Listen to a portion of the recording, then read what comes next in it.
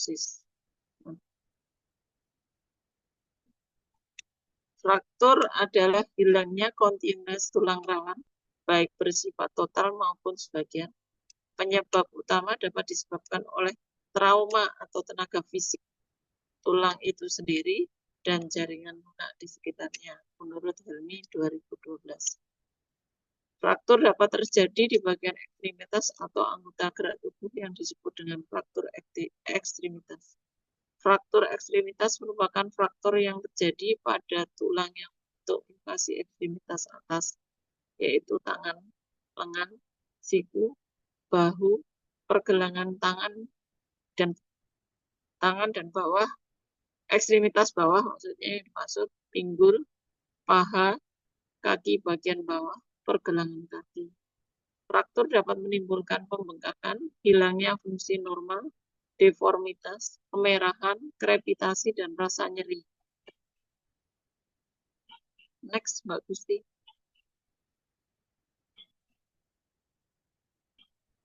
Kemudian fraktur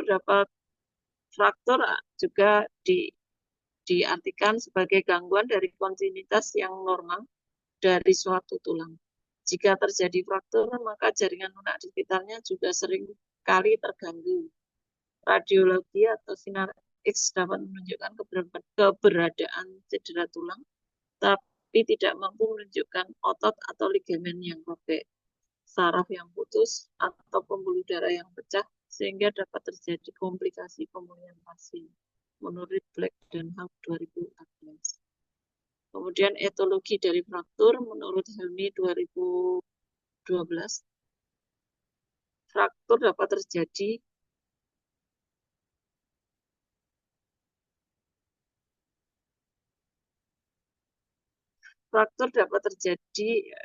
menjadi dua, yaitu fraktur traumatik yang disebabkan karena adanya trauma ringan ataupun berat yang mengenai tulang baik secara langsung maupun yang tidak langsung. Yang kedua, fraktur stres disebabkan karena tulang sering mengalami penekanan. Yang ketiga, fraktur patologis disebabkan oleh kondisi sebelumnya, seperti kondisi patologis penyakit yang dapat menimbulkan fraktur. Tekanan berlebihan atau trauma langsung pada tulang menyebabkan suatu retakan sehingga mengakibatkan kerusakan pada otot dan jaringan. Kerusakan otot dan jaringan akan menyebabkan perdarahan, edem, dan hematom. Lokasi retak mungkin hanya retakan pada tulang tanpa memindahkan tulang manapun. Fraktur yang tidak terjadi sepanjang tulang dianggap sebagai fraktur yang tidak sempurna. Sedangkan fraktur yang terjadi pada semua tulang yang patah dikenal sebagai fraktur lengkap. Penyebab fraktur menurut Cito Wiono dan Kristiana Sari 2010 dapat dibedakan menjadi cedera traumatik. Cedera traumatik pada tulang dapat disebabkan oleh cedera langsung karena pukulan langsung terhadap tulang sehingga tulang patah secara spontan. Yang kedua, cedera tidak langsung adalah pukulan langsung berada jauh dari lokasi benturan. Misalnya, jatuh dengan tangan terjulur sehingga menyebabkan fraktur clavikular. Ketiga, fraktur yang disebabkan kontraksi keras yang mendadak. Fraktur patologis, yaitu kerusakan tulang akibat proses penyakit dengan trauma minor mengakibatkan misalnya tumor tulang adalah pertumbuhan jaringan baru yang tidak terkendali. Infeksi seperti osteomilitis dapat terjadi sebagai akibat infeksi akut atau dapat timbul salah satu proses yang progresif. Kemudian ada rakitis. Yang keempat, secara spontan disebabkan oleh stres tulang yang terus-menerus. Kemudian manifestasi klinisnya, menurut Black 2014, mendiagnosis fraktur harus berdasarkan manifestasi klinis klien, riwayatnya, pemeriksaan fisik, temuan radiologisnya. Beberapa fraktur sering langsung tampak jelas, namun beberapa lain terdeteksi hanya dengan sinar X Pengkajian fisik. Pengkajian fisik dapat Pengkajian fisik dapat ditemukan beberapa hal berikut, seperti deformitas, pembengkakan atau udem. Kemudian terlalu cepat Mbak Gusti. Masih di atas Mbak. Gak apa-apa Bu, dibuat poin-poinnya boleh. Oh ya, baiklah. Berarti ada spasme otot, memar, kemudian ada kehilangan fungsi, pergerakan abnormal dan gravitasi, perubahan neurovaskuler, kemudian terjadi shock. Selanjutnya, mendiagnosa fraktur harus berdasarkan manifestasi klinik di sini. Tadi deformitas itu pembengkakan dan di perdarahan lokal yang menyebabkan deformitas. Kemudian ada pembengkakan atau udem yang biasanya segera muncul sebagai akibat dari akumulasi cairan serosa pada lokasi fraktur, serta ekstravasasi darah ke jaringan sekitarnya. Yang kemudian juga ada tandanya memar. Memar terjadi karena perdarahan suputan pada lokasi fraktur. Kemudian ada spasme otot juga, jadi kemudian nyeri, pasien secara akan neurologis secara nyeri, selalu menyeringi fraktur. Hal ini terjadi karena spasme otot atau fragmen fraktur yang bertindihan atau cedera pada struktur sekitarnya. Kemudian ada ketegangan. Ketegangan di atas lokasi fraktur disebabkan oleh cedera yang terjadi. Kemudian kehilangan fungsi. Di sini kehilangan fungsi terjadi karena nyeri yang disebabkan fraktur atau karena hilangnya fungsi-fungsi lengan pada tungkai yang terkena. Kelumpuhan juga dapat terjadi dari cedera saraf. Kemudian ada gerakan abnormal dan gravitasi. Ada perubahan neurovaskuler yang diakibatkan karena kerusakan saraf perifer atau struktur vaskuler yang terkait. Klien dapat mengeluhkan rasa kebas atau kesemutan atau bahkan tidak terasa teraba nadi pada daerah fraktur. Yang kelima adalah shock. Fragmen tulang dapat merobek pembuluh darah, kemudian terjadi perdarahan yang besar, dan terus bunyi juga dapat menyebabkan terjadinya shock. Untuk patofisiologi frakturnya bisa dilihat, monggo untuk patofisiologinya di sini, etiologinya terjadinya fraktur, ada trauma, kemudian terjadi fraktur terbuka, kehilangan integritas tulang, ada perubahan fragmen, ada perdarahan nova, ada hematom, kemudian muncul aliran darah. Ini ada muncul kemudian jadi risiko infeksi, pasiennya juga kemudian melihat ada luka terbuka, timbul ansietas, karena ini terus terjadi ketidakstabilan juga menyebabkan ada hambatan mobilisasi. Mungkin itu.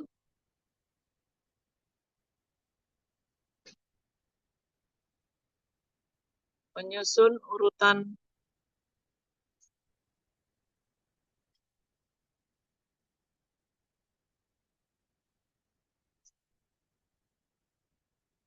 kemudian berdasarkan analisis yang dilakukan di sini nomor 1, pasien dari hasil ronsen mengalami close fraktur saraf bermudik serat, merupakan fraktur tertutup, jadi tidak ada tulang yang berhubungan dengan dunia luar, tidak terbuka kulitnya, kulit masih tetap utuh dan tidak terjadi komplikasi. Sedangkan open fraktur ankle dextrated GA3A merupakan fraktur terbuka yang ini disertai dengan perdarahan, tulangnya muncul dari permukaan kulit, ada perdarahan. Kemudian dari hasil diagnostik data, di situ disampaikan HB-nya 11,1, HMT 32, kemudian leukositnya 13,2, trombosit 207, eritrosit 3,6, kemudian kaliumnya 3,9, masih golongan darahnya AB resus positif. Itu pada tanggal 1 bulan 9. Kemudian pada tanggal 2 itu HB-nya sudah turun 6,0, HMT-nya 17, angka leukositnya naik jadi 15, trombositnya turun jadi 185, eritrositnya turun 1,9. Hasil tersebut menunjukkan klien mengalami cross factor shock pneumodexa open fracture. Ini sudah ya tadi kayaknya. Kemudian menetapkan tujuan belajar step 5. Tujuan belajarnya adalah 1. Mengetahui hasil diagnosa dan setelah mengetahui hasil diagnosa data setelah pasien mengalami kecelakaan. Kemudian mengetahui patofisiologi cedera tulang. Yang ketiga, mengetahui apa yang dirasakan klien setelah mengalami kecelakaan. Keempat, dapat menerapkan asuhan keperawatan. Kemudian step ke-6, menyusun asuhan keperawatan.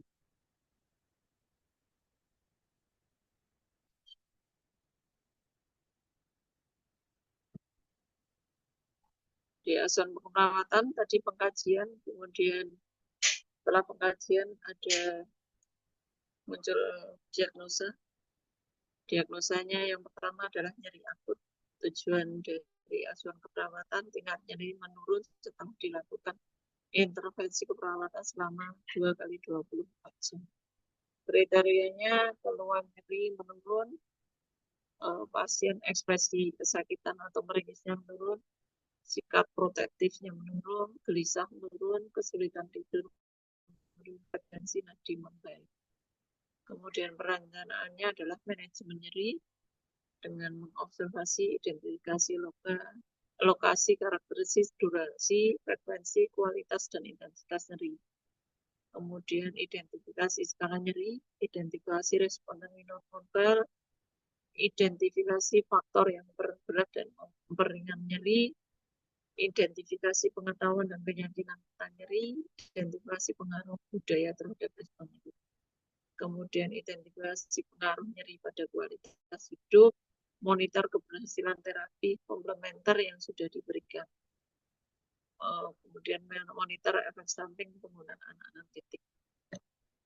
Untuk terapeutiknya di sini berikan teknik non farmakologik untuk nyeri, misalnya TENS, hipnotis, acupressure, terapi musik, biofeedback, kemudian terapi pijat, aromaterapi, teknik imajinasi terbimbing, kompres hangat atau dingin, terapi bunga.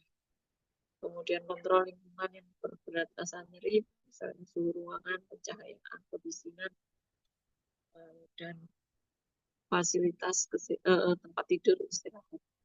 Pertimbangkan jenis dan sumber nyeri dalam penggunaan strategi mengendalikan nyeri. Kemudian kita lakukan edukasi, jelaskan penyebab, periode, dan pemicu nyeri. Jelaskan strategi meredakan nyeri, anjurkan monitor nyeri secara mandiri, anjurkan menggunakan analgetik secara tepat, anjurkan teknik farmakologik untuk mengurangi nyeri secara kolaboratif. Kemudian kolaborasi pemberian nyeri, pemberian analgetik jika diperlukan. Oh, gantian Kemudian Mbak Neneng. salah Oh, gantian. boleh monggo. Yang kedua hipovolemic. Oke, kita lanjutkan ya. Untuk diagnosa yang kedua yaitu shock hipovolemik dengan tujuan status cairan membaik setelah dilakukan asuhan perawatan selama 2 kali 24 jam. Dengan kriteria hasil, kekuatan nadi meningkat, output urin meningkat, membran mukosa lembab meningkat, ortopno menurun, dyspno menurun, proximal nocturnal dyspno menurun, edema anasarka menurun, edema perifer menurun, frekuensi nadi membaik, tekanan darah membaik, turgor kulit membaik, jugular venous pressure membaik, hemoglobin membaik, dan hematokrit juga membaik. Perencanaannya yaitu manajemen shock hipovolemik. Yang pertama yaitu observasi, periksa tanda dan gejala hipovolemia, misalnya dengan frekuensi nadi meningkat, nadi teraba lemah, tekanan darah menurun, tekanan nadi menyempit, turgor kulit menurun, membran mukosa kering, volume urin menurun, hematokrit meningkat, haus dan lemah. Kemudian monitor intake dan output cairan. Yang kedua yaitu dengan melihat terapeutiknya, hitung kebutuhan cairan, berikan posisi modified Trendelenburg, berikan asupan cairan oral.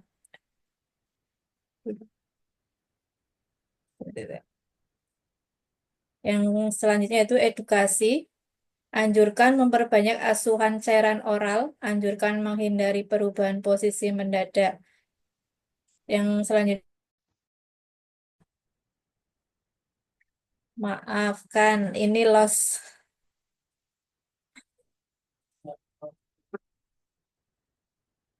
Mohon maaf, ini sinyalnya kabur-kabur.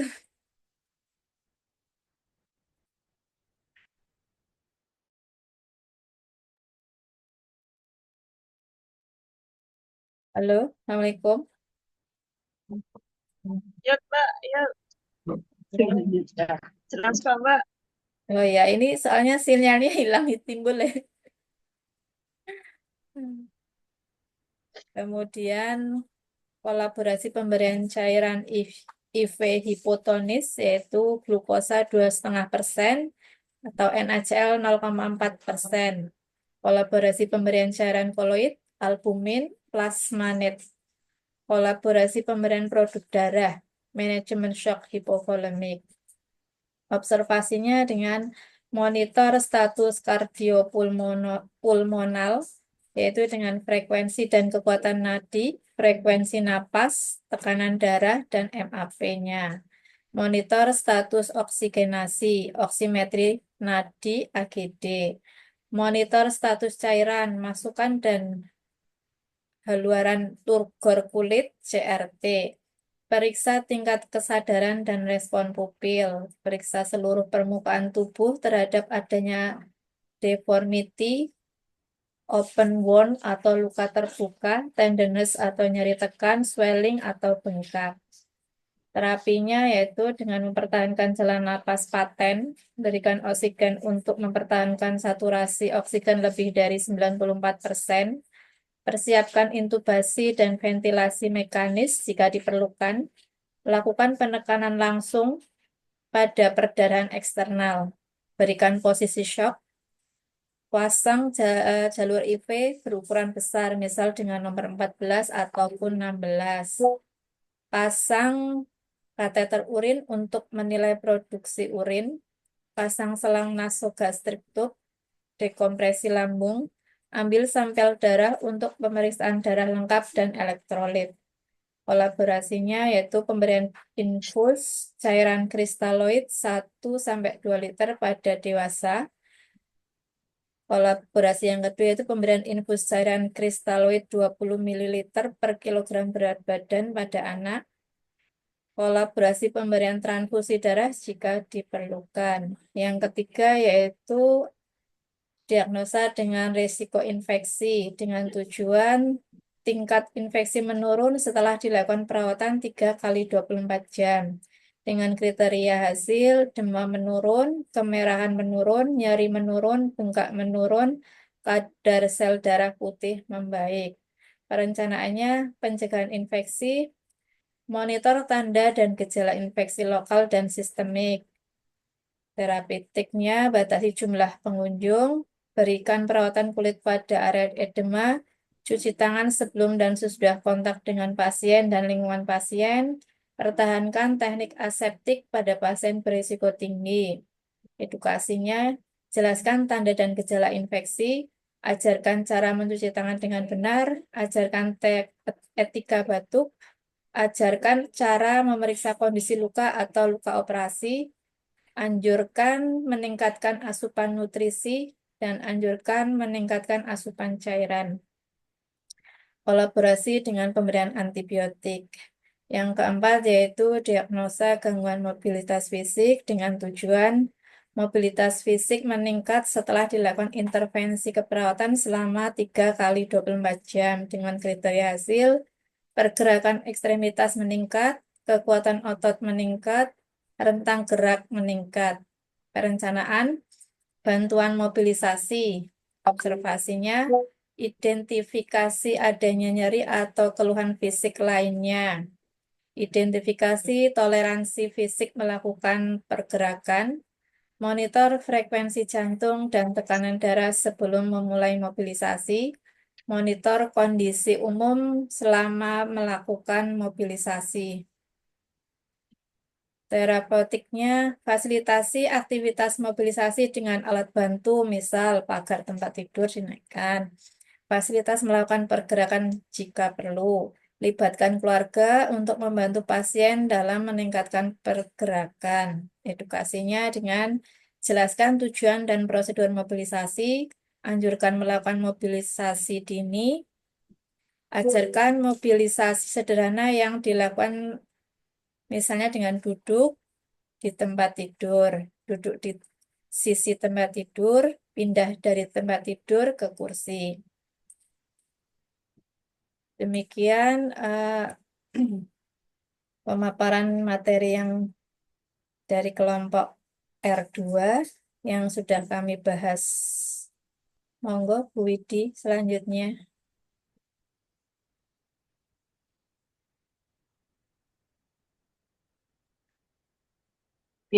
Matur nuwun Mbak Gusti.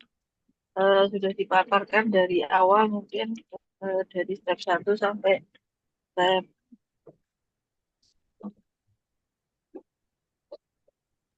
Step 6. ya step 1 sampai step 6. Oke. Untuk koreksi dari saya mungkin yang pertama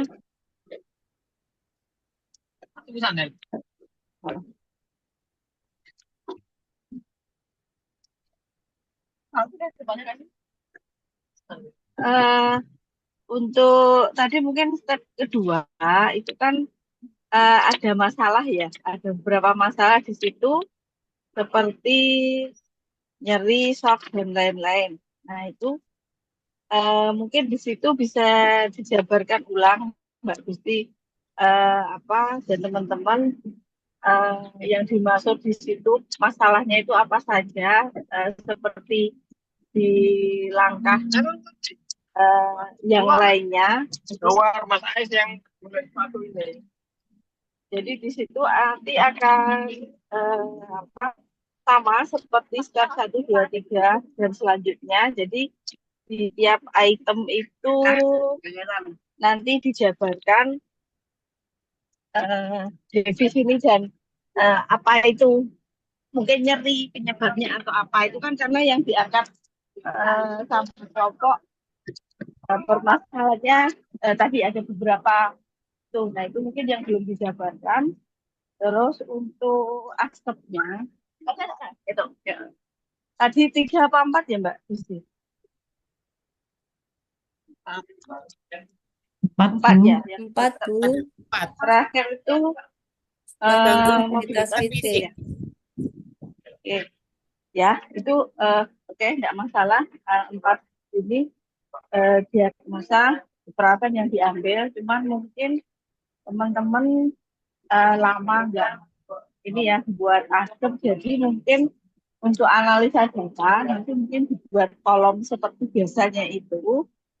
Jadi kolomnya ada GODS seperti itu, etiologi, terus diagnosa yang muncul apa, terus nanti di etiologi itu dibuat memakai pathway yang mungkin seperti kemarin saya sampaikan. Nah itu mungkin sama kelompok di laporannya belum. Saya itu kemarin mau ngechat Mbak Gusti sampai lupa ini buat analisa datanya.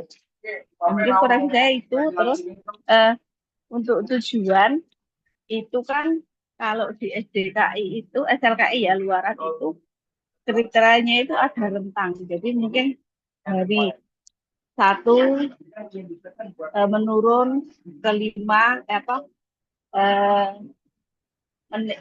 kalau teratasi itu kan menurun tapi dia nilainya lebih tinggi seperti itu kayaknya ada. Coba dilihat di SLKI. Jadi modulnya kriterianya itu nyeri menurun, rentangnya sekian sampai sekian. Eh, Resiko infeksi tidak terjadi. Nah, itu kan kalau di SLKI kita kan ada ya seperti itu. Nah, itu. Jadi hanya koreksi aja penulisannya mungkin sudah dituliskan menurun, hanya rentangnya itu dari berapa ke berapa itu mungkin yang belum dicantumkan. Eh, itu aja koreksi dari saya untuk eh, apa intervensinya itu kolaborasinya mungkin tidak hanya sebatas di dalam kolaborasi dengan medis, mungkin kolaborasi yang memang sudah diterapkan di masing-masing diagnosa itu apa. Mungkin yang memang harus melibatkan keluarga, fisioterapi, seperti itu bisa dimasukkan. Dan itu koreksi dari saya, teman-teman. Ada yang mau menanggapi?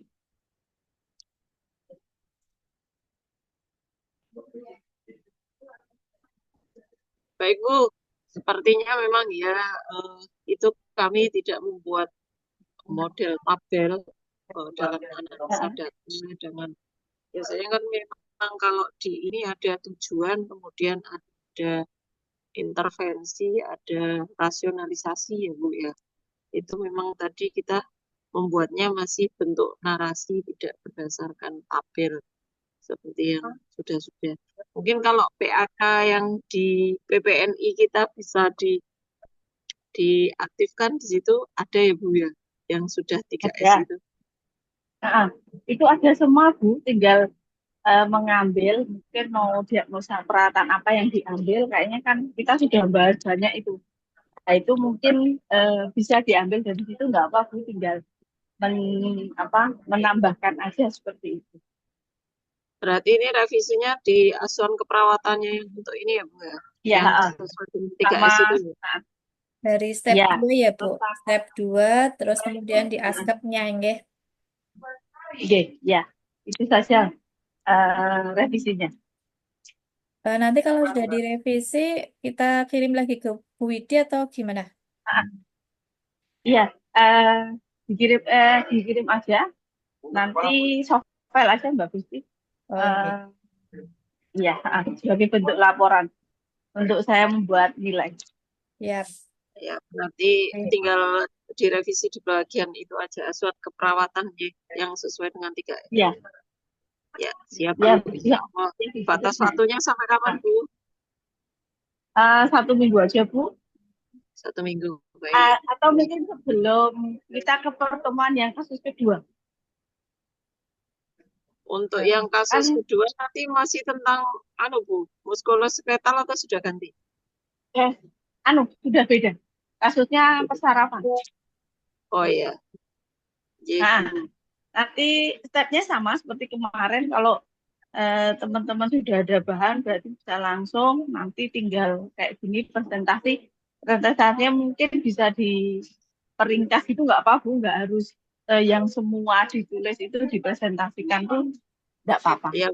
Berarti kita harus bikin laporan tertulisnya dengan 7 jam itu, tapi untuk presentasinya disingkat aja ya. Ya Bu, betul Bu. Daripada kita nyingkat waktu, jadi mungkin kalau Zoom kayak gini tidak harus selesai 2 jam, mungkin setengah jam selesai nggak masalah. Kalau saya absen sudah selesai di awal, dengan presentasi lebih cepat, mungkin waktunya akan lebih banyak untuk mengerjakan yang lain seperti itu. Oke, siap apa Bu. bentuk dengan PPT gitu Bu, atau gimana? Boleh monggo. Mau jenengan bentuk PPT atau mau nanti buat lagi Mbak Gusti. Kalau mau Enggak, maksudnya untuk yang pertemuan untuk yang selanjutnya. presentasi ke depan maksudnya Bu, yang presentasi ke depan mungkin kita bisa pakai PPT, terus mungkin untuk menghemat waktu, tapi pelaporannya tetap ke jenengan tetap dengan format yang seperti tadi. Oke. Boleh, tidak masalah. Itu aja Bu. Bapak-bapak, Oh, ini pada diem Ya, semua. nggih. Ada yang mau didiskusikan lagi? Anu, Apa Pak Erwin? yang anu niku apa? Ini yang model askepnya ini apa sama semua apa memang ada beda nggih yang Askep yang itu kalau askep kan sama Pak, dari pengkajian, analisa data, terus nanti dibuat intervensinya, terus dibuat implementasi swab. cuma yang Sama. pengkajiannya aja yang Ya, enggak Ya. toh Pak. Kalau askep ketok ya standar gitu toh Pak. Pengkajian, analisa, maksudnya kan kalau ini ada DODS. apa studi kasus kemungkinan apa ada kemarin apa kata-kata yang belum dipahami barang itu maksudnya. Nah, itu kan stepnya aja Kerja. gitu. Ya, Itu ya satu maksudnya jam. stepnya itu. Maksudnya Pak yang Erwin satu aja. itu dari awal toh Pak? Apa? Dari awal itu tetap dari step 1 sampai step 7 itu dilampaui. Hanya kalau askep kan kita sudah standar dari pengkajian sampai kita ke swab. Untuk mungkin ya bentuk pelaporan antar R1, R2, R3 mungkin ada perbedaan karena kan namanya pokok pemikiran kita itu kan mungkin dalam kelompok ini dengan kelompok yang satunya itu mungkin berbeda-beda seperti itu. Mungkin bisa aja Pak yang dibahas di isinya itu berbeda, itu bisa. Kan antara kelompok yang satu dengan yang lainnya kan untuk jenis pertanyaan. Jenis pertanyaan yang step pertama mungkin di kelompok ini lebih bahas tentang apa. Bisa sama, bisa berbeda karena kan mungkin pemikirannya Pak Erwin beda dengan pemikirannya teman-teman yang di BKU Bantul, seperti itu bisa. Cuman kalau askep insya Allah nanti sama bentuknya seperti itu karena askep kan kita standar ya kalau kasusnya seperti ini, itu bisa mungkin sama. Hanya mungkin stepnya yang satu itu Pak Erwin bahas tentang backslap gitu. Lebih banyak tentang backslap seperti itu. Iya, bisa perbedaannya mungkin hanya itu. Iya, terima kasih. Widi, mau Sudah tanya. paham Pak? Untuk PAK yang di PKO tuh kita boleh lihatnya di mana sih, Bu?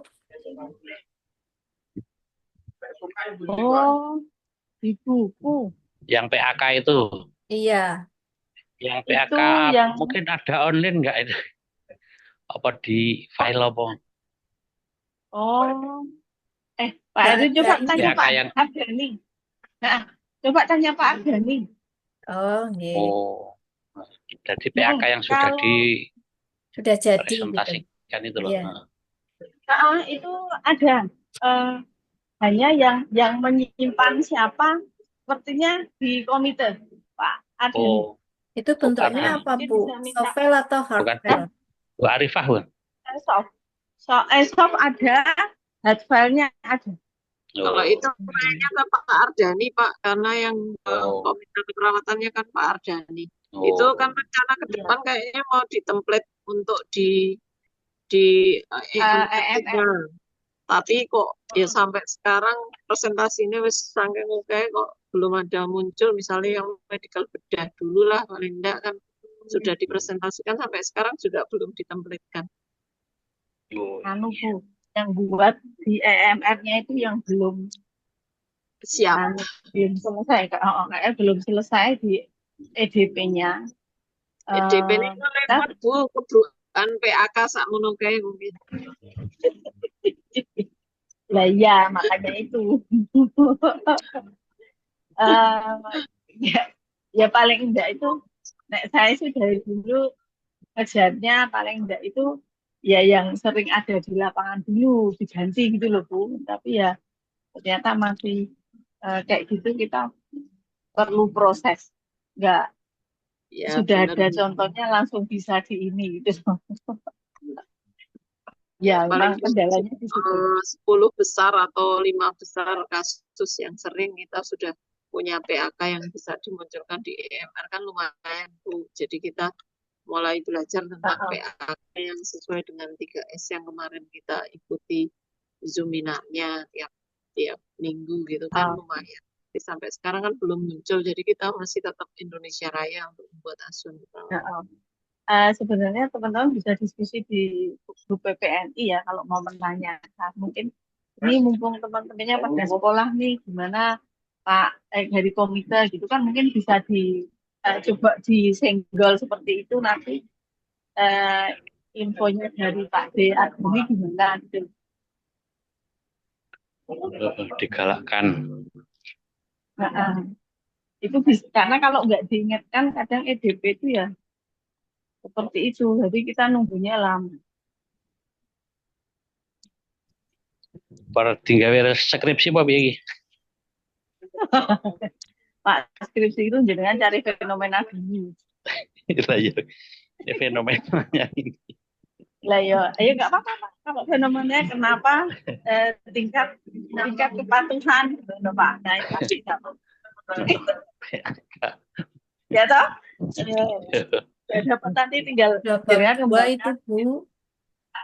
Hah? Udah pada bab 2. Alhamdulillah. Waduh. Nanti tinggal Bab 2 atau konsul. 2? 3 lah. Pak, lanjut aja. Saya setuju sih kayak gitu. Jenengan sudah sampai bab 2 itu kan di teori. Nah, tinggal nanti kalau sudah ada pembagian pembimbing tinggal konsul kan gitu. Belum ada pembagian pembimbing Bu, baru ngirim ke judul aja sama bab 1, baru dipetakan nanti pembimbingnya kita siapa. Nah itu mungkin jadi Ya kan kita biasanya disesuaikan dengan usulan yang masuk itu bisa itu. Iya. Oke. Mungkin begitu. Ada yang mau diskusikan lagi Bapak Ibu?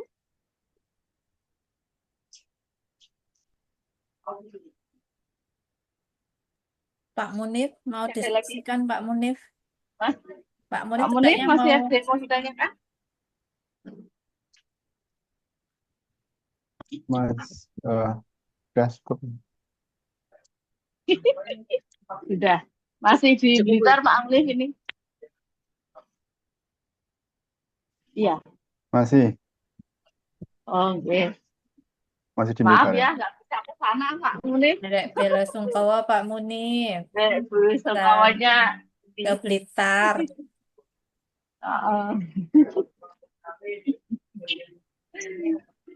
Oke. Baik, Bapak Ibu, nek sudah sudah tidak ada kita diskusikan, kita akhiri saja bagaimana? Atau mungkin masih ada? ya Bu, boleh diakhiri. Mungkin sudah ada yang siap-siap mau jaga malam soalnya ini banyak yang jaga malam si Mbak Erita. Monggo Bu, diakhiri aja. Baiklah teman-teman, karena diskusinya yang kasus 1 dari step 1 sampai step 7 selesai, pertemuan 1 dan 2 sudah selesai, kita sudah mengerucut suatu pelaporan, monggo diselesaikan. Alhamdulillah sudah selesai. Baiklah kita akhiri kegiatan kita dengan baca hamdalah. Alhamdulillah. Alhamdulillah. Saya minta maaf. Saya akhiri. Assalamualaikum warahmatullahi wabarakatuh. Waalaikumsalam. Terima kasih. Kalau mau pulang, sebelum pulang yang mau jaga malam hati-hati